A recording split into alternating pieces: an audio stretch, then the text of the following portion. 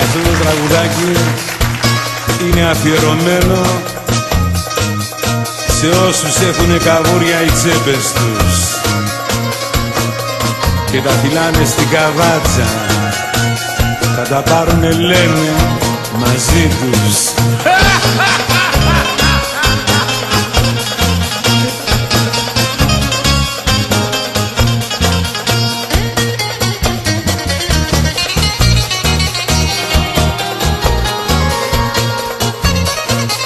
Άιντε βρε τσιγκούνι, σπάς το κουμπάρα σου. Άιντε βρε τσιγκούνι, φάει τα λεφτά σου. Κοίτα το μποέμι πως τα τρώει, κοίτα το λεφτά πως τα σκορπά. Όλα εδώ θα μείνουνε μια μέρα, τίποτα δεν παίρνεις ρε κοντά. Οι άλλοι θα στα φάνε κορόιδο. Έλα χοντρούλα, έλα που πλάκωσες τους σκεφτέδες όλους. Καλά ξηγέσαι.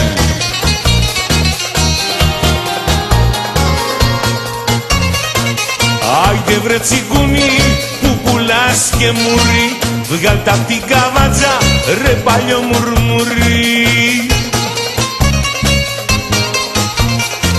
Κοίτα το μποέμι πως τα τρώει, κοίτα το λεφτά πως τα σκορπά.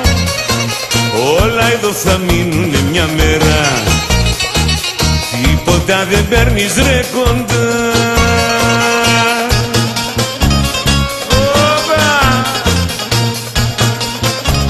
Φάτε τα γιατί θα τα φάνε άλλοι κι από πάνω θα κοροϊδεύουνε.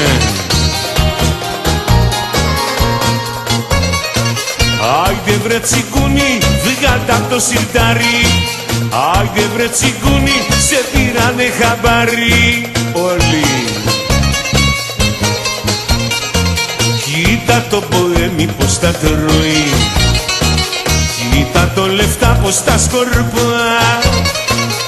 Όλα εδώ θα μείνουνε μια μέρα, τίποτα δεν παίρνεις ρε κοντά.